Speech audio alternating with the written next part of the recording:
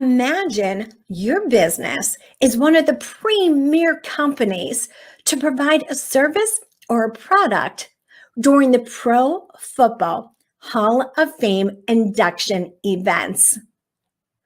And you did such a great job that you were invited to provide services for 25, yes, that's right, 25 different Hall of Fame parties. Well, you better be on your game, because if not, think of the people that would be witnessing it. You have the pro players and their families, and then you have the sports influencers, and then you have the media.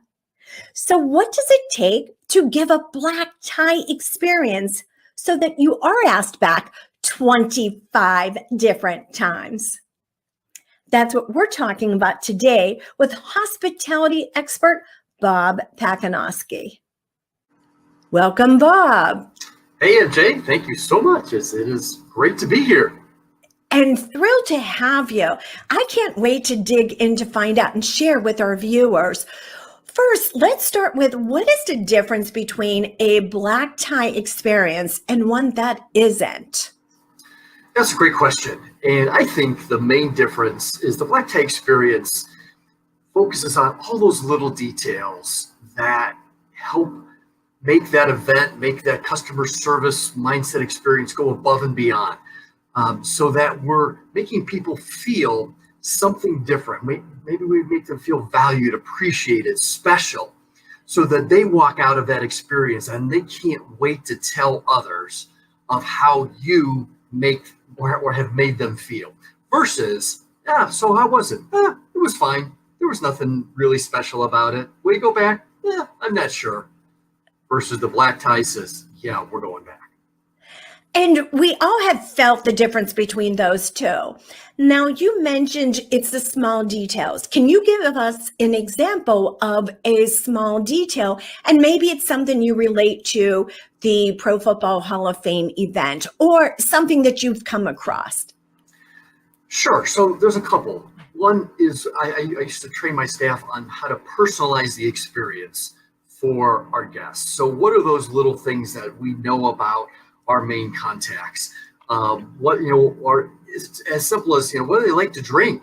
And so that our staff would see that they have an empty glass of Chardonnay, and right away they're going to anticipate, which is the second thing, is they're going to anticipate the needs of our customers before our customers even knew that. So they were really proactive and could look hopefully one step ahead to take care of those little details before our customers even noticed it.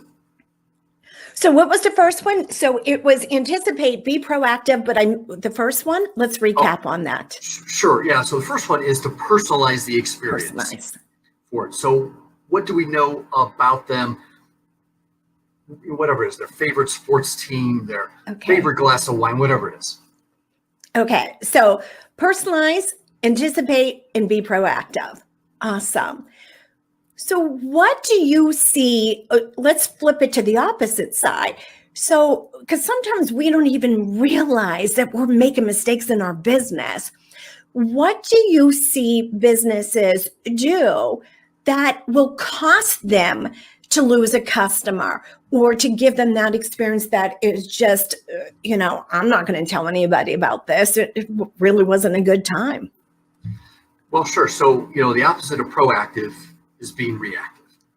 Now, there's sometimes that we can't control that, but what I talk about is when you're reactive, sometimes you're on your heels. You're always apologizing. Oh, I'm so sorry. I know that you told me that you needed that product delivered by noon. I just didn't write it down. I hope it wasn't that much of an inconvenience. I'm so sorry. Right. I'm so sorry. And oh, you know what? It wasn't my fault. It was Charlie's fault. Charlie's been here for a year. Yeah, but I'm still going to blame him anyway. So we don't get focused on those little details, and then we try to rush to make it better, but now we're reacting to the situation.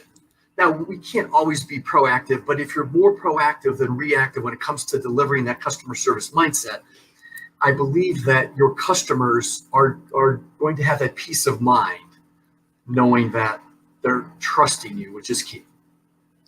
Okay. So if you think about, as a business owner, if you think about your past experiences with your customers, and you find out that, one, you're apologizing a little too much, that's probably a key that you will lose. You won't retain that customer. And then two, you're blaming others for mistakes. So those are two keys. Okay.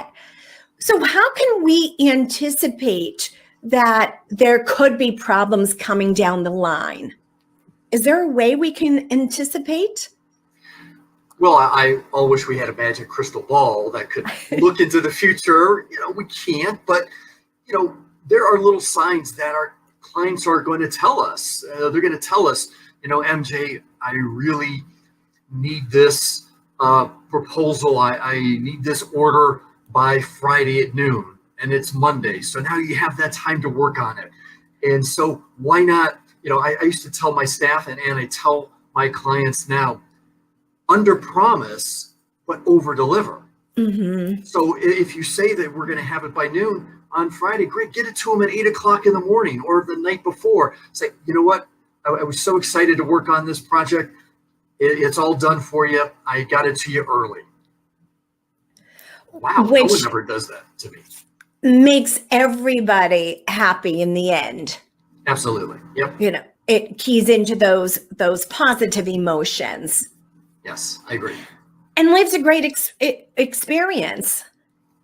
Well, again, it goes back to now we're starting to make our clients feel something about our product or service and about us.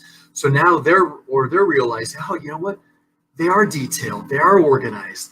They are taking care of all those things.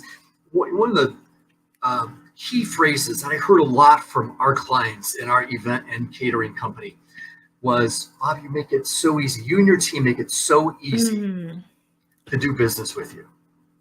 Oh, well, thank you. Why? Well, because you take care of everything. You're so professional. You're friendly. You're organized. When that truck pulls up, I know that everything's going to be taken care of. I don't have to worry anymore about my event. That is key right there. You make it so easy. When we make it easy for our customers to do business with us, they want to do business with us. Yes, and that's exactly what we did when we put together these 25 Pro Football Hall of Fame induction events. It was our job. I mean, this is a very busy weekend for these Hall of Famers. Yes. And the party, the event is that one of those last things that they do, and it's that culmination. And so I would tell my staff, and folks, we have to be on. I mean, this is one of the biggest, or one of the biggest things that could ever happen to a pro football player, to be inducted in the Pro Football Hall of Fame. So I couldn't go up to the owner of the Buffalo Bills and we did his party as well as we did a couple other Bills and say, I am so sorry that we messed up your Hall of Fame party, your one and only Hall of Fame party. Our staff wasn't on tonight. Can we come back next week and do it again? I mean, I promise you we'll be better. You have to pay for it. But no, we never had that opportunity.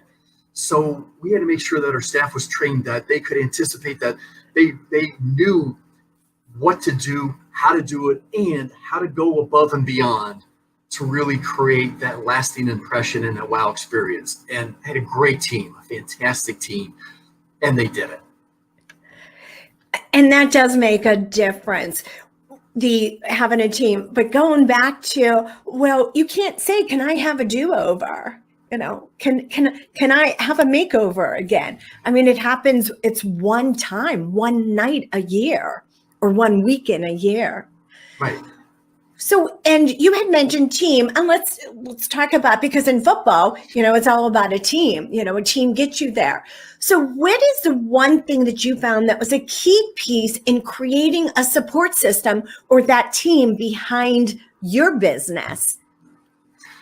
Well, hiring the right people, first of all. I mean, and we all say that, but right. But hiring the right people that had the right values, that could understand what our values were our core values and how they could bring their system of beliefs and mesh with ours. That's one. The second thing is I told all my people that they're leaders on my team. You don't have to have a business card or a title, I believe, to be a leader, because after we got done, so we had an 8-hour comprehensive training program before anybody could step on the floor. Now, these were for my people that worked for me, whether full-time, part-time as needed. And we had some really high-end venues all over Northeast Ohio. So we had this 8-hour training program.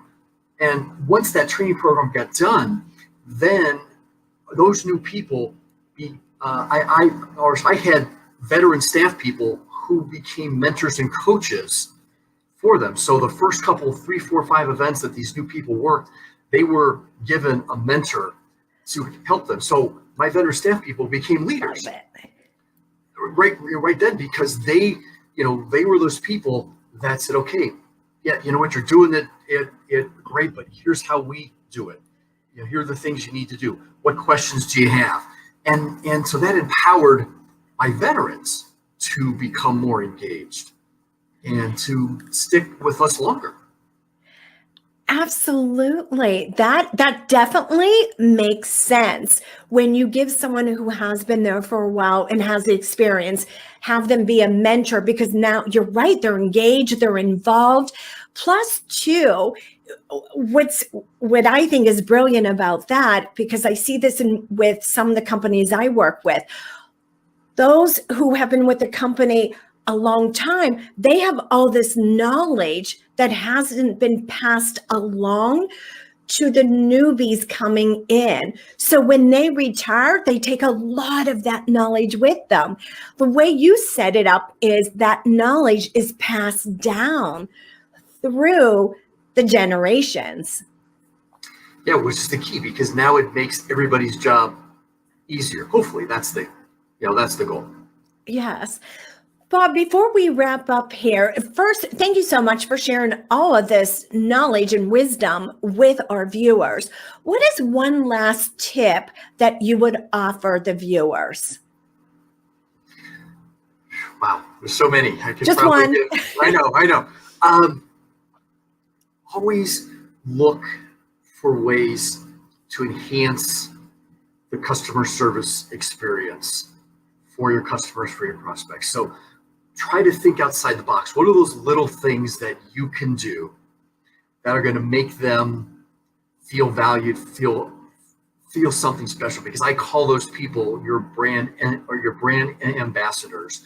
And my definition of a brand ambassador is someone who can't wait to tell the story to others of how you make them feel. See, and MJ, you talk so much about sales, and I love what you talk about with that.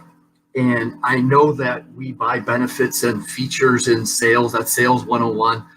But I firmly believe that we buy stories.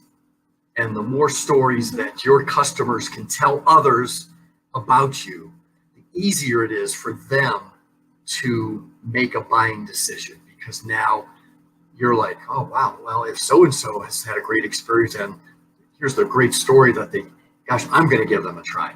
So my tip is always look for ways that your customers can tell stories about you. Definitely agree with you. And benefits stories are wrapped into benefits. As long as we can wrap stories into benefits, it definitely helps with the sale. So no features, no features. Stories wrapped into those benefits. So thank you so much. Now, for my viewers, if you like this video, please make sure you drop a comment and go ahead and hit that like button. If you're not a subscriber, please subscribe. Share this with others. Now, I will have Bob's contact information in the description, so be sure to check that out too. So this is MJ Callaway, helping you create strategies to accelerate your business growth.